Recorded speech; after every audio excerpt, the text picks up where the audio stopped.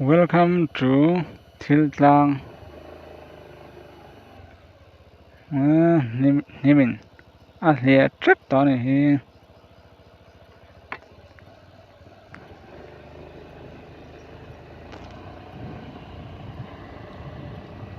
Oh.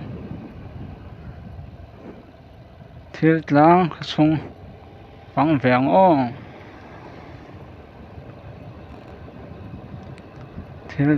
Tiltlang sung bụi rong song té. Bài viết của là có lấy luôn scooty này. Ở đó đam bé. Có mic hết. Có bụi này anh bẹt lên tụi ạ. Trong bó áo khóc mà.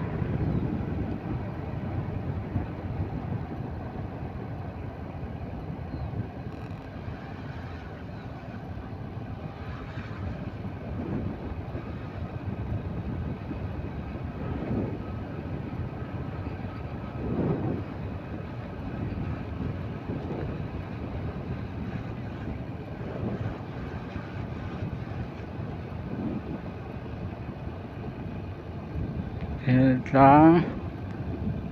nằm mẹ nó khóc mà.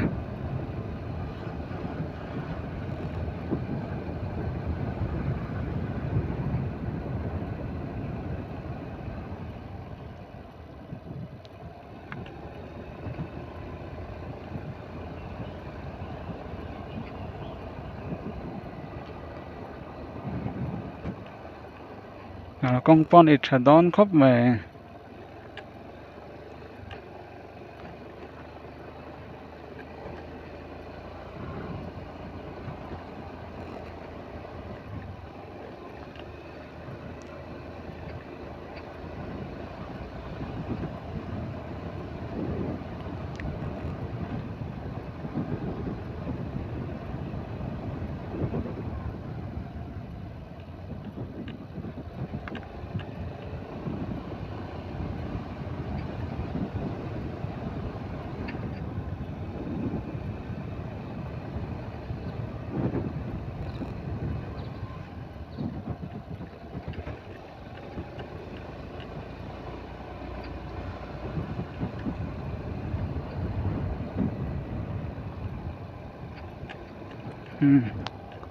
Thì lại trang xuân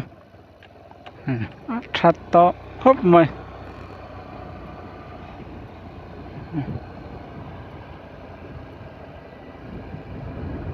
là nuông em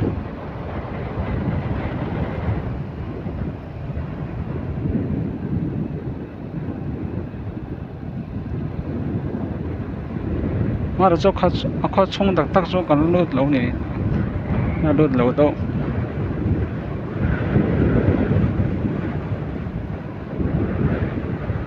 phản môi em hay này nó chủ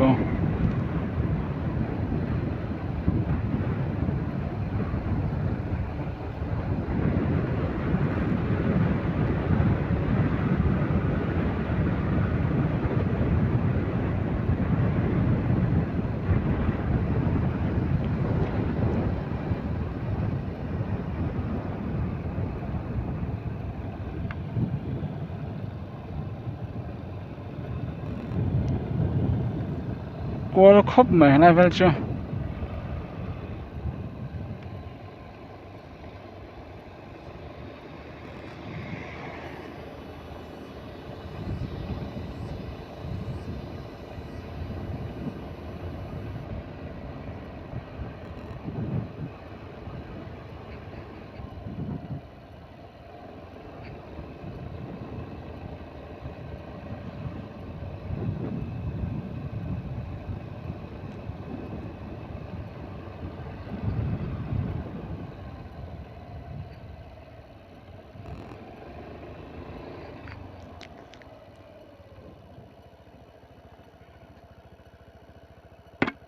cái này khó冲đặc tác cái lút về chứ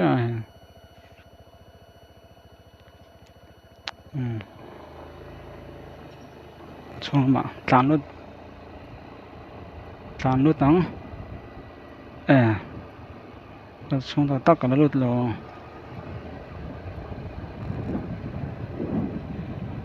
bây giờ nó in lông lại à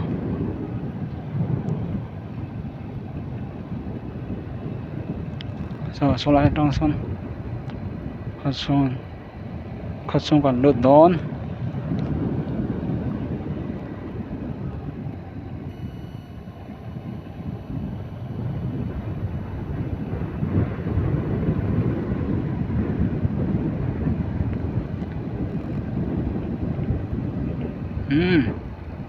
khát xuống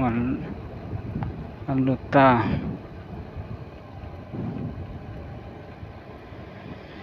đại cho khóc mày lại chứ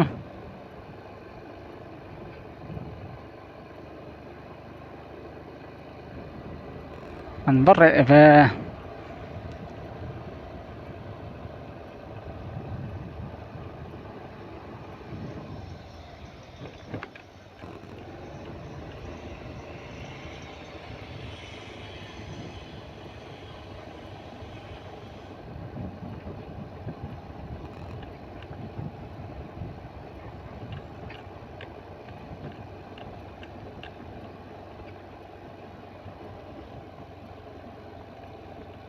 con số này trả khóc mày tàn phó nườm khóc mày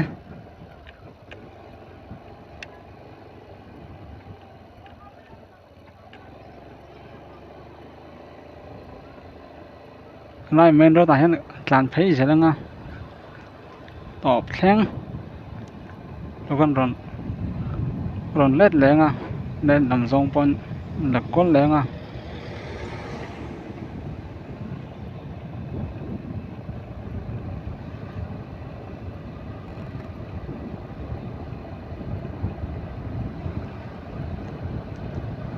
này phải cho văn phải em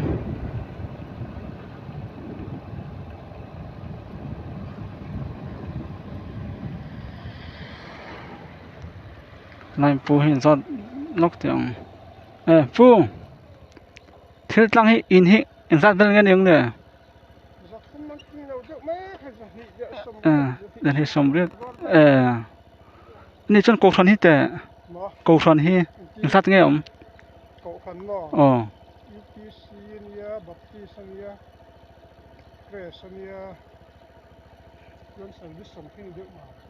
phần đi mà thum mà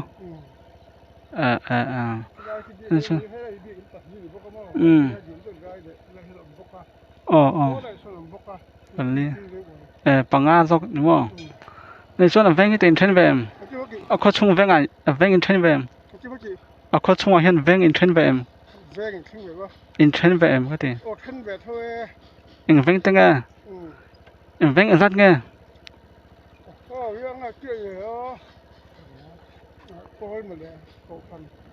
nhưng lâu bên có chung khăn veng khai in rất nghe có chung veng khai in veng tiếng nghe này veng sặc té cõi bụi cái gì đó veng mà veng té thì cái veng veng veng thum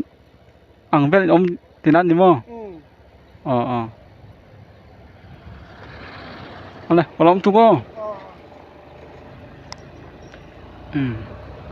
này cắm mùi lẹ hắn mà thêm bẹt đất tu trong po riết này thì đâu bồi sao khóc mà rất xiêm mấy đòn nha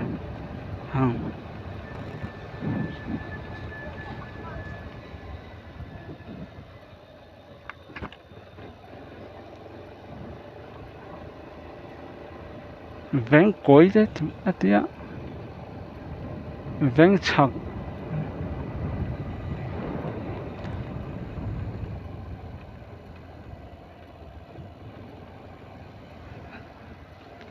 cổ sần nga bằng vết cho sấy việc in bằng nga thì rất mấy ạ cổ sần nga ngay về top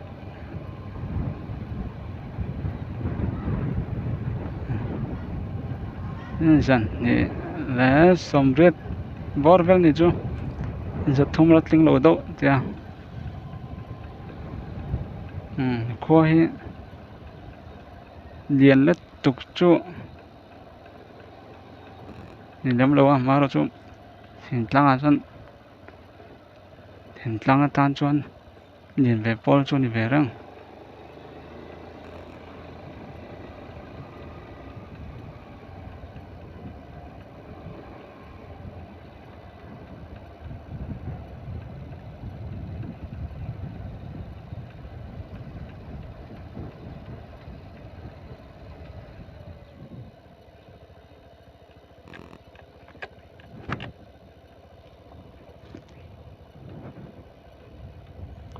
tiền phải sẽ mi cả sẽ hiền bằng số rồi anh về tàu thung à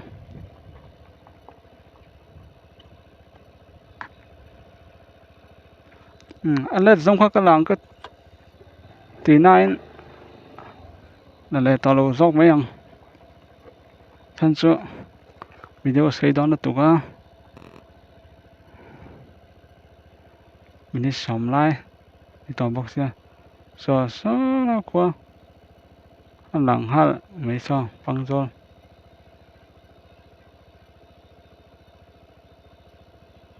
mình xin là thì giống khác thiếu làng có chung phần của thầy chúa là phật mà rồi